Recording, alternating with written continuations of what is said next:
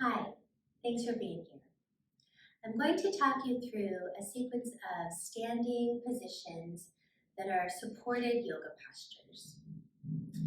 This sequence may not be ideal for you if you do have pain around the pelvic girdle, either in the back or the front area of the pelvis that gets worse when your legs are spread or asymmetrical.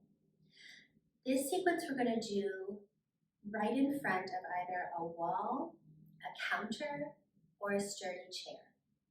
So go ahead and start facing that counter height. I'm going to be facing mine right here. And we'll start with the core breath. You've seen me describe this in other videos. Take a hand to the chest, a hand to the belly, and lengthen your spine now as though you're going slightly forward and straight up to the sky, as though you're growing an inch taller from the ground.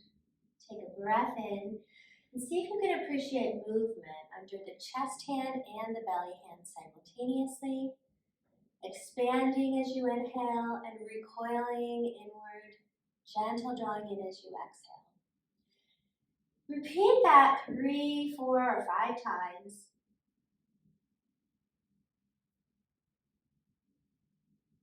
Feeling your body position growing expansive, relaxed, using minimal effort and feeling comfortable.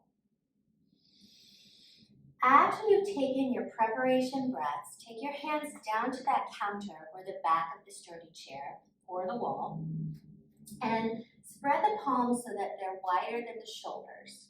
Your palms are going to be your anchor and your feet are going to step way back until you make an L shape with your body. The legs perpendicular or near perpendicular to your torso. What we're going for is a nice crease through the hips. The knees can bend if that alleviates a strong sense of stretch in the back of the legs. Instead, we just want a gentle sense of stretch. Let your spine be free. So if being a little more up is more comfortable for you, that's fine. And if lowering into the position is comfortable, that's fine as well. You want to be able to have some freedom in your back as you wave it back and forth. Try inhaling as you extend through the spine, looking up and reaching your tailbone back, and try exhaling as you wave the other direction into a C curve. Back and forth you go in small or slightly larger motions, following your breath.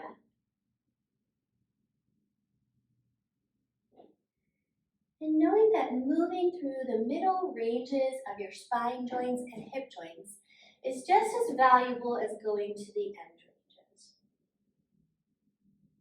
After you've done 3, pause, find a neutral position of your spine. Lengthen back through the tailbone and out through the crown of your head.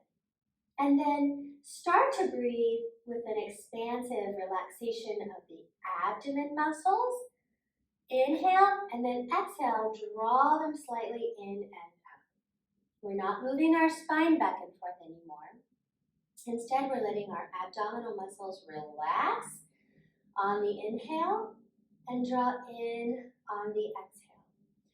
This is a way not only to learn to relax and soften through the abdominal and pelvic space, but also to isolate those deeper core muscles when we want to use them for contraction. Keep that core breathing in mind as you shift into a lunge position. I'm going to place my right foot to start all the way forward so that my toes are almost right under that counter height, right at the wall. My back leg is straight, and with 3 breaths, I'm going to bend into the front knee, letting that lunge happen, letting that stretch happen in the back of the leg, and straightening up. So you can think of an exhale as you deeply bend, and an inhale as you straighten your leg up. And again, exhale, deep bend. Inhale, straighten that front leg. And with the legs pretty much straight, but not locked out in the knees, we'll start to turn now so that the back foot opens. Now we're coming into a triangle position, but it's pretty small.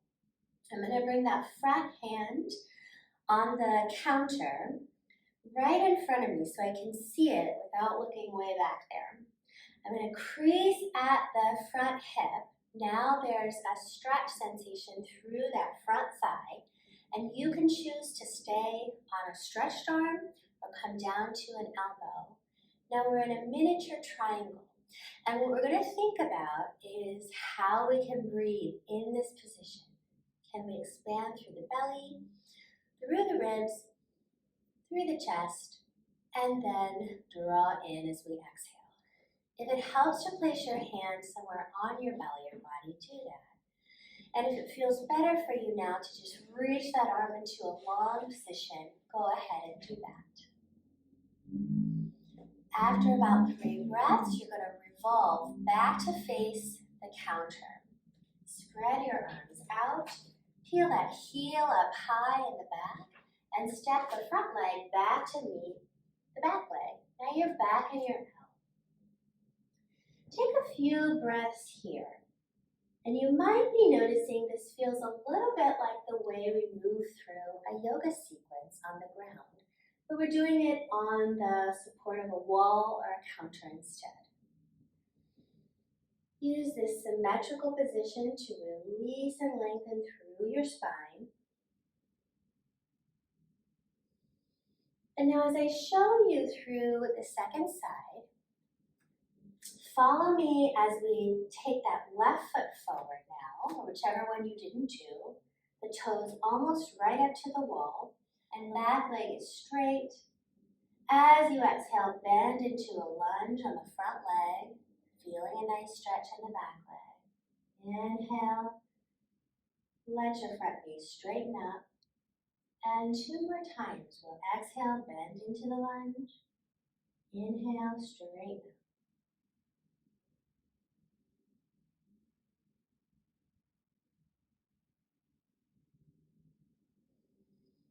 Now we're going to turn towards that supported triangle position. So you'll take now your back foot and turn the toes open. Your hand at the counter comes now across, so it's slightly in front of you. And you're breathing in through your supported high triangle. 3 breaths here. Looking for that same expansive movement through your abdomen, pelvic floor, and rib cage that you found when you were just standing upright on 2 feet.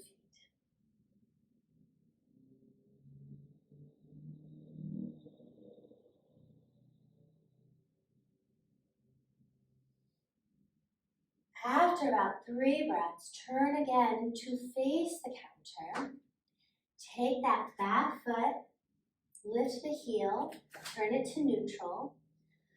Let your front foot walk back, and then bend the knees generously as you walk both feet all the way up. Stand, close your eyes, take your hands again to the chest and to the belly. Center the body. Balance over the feet.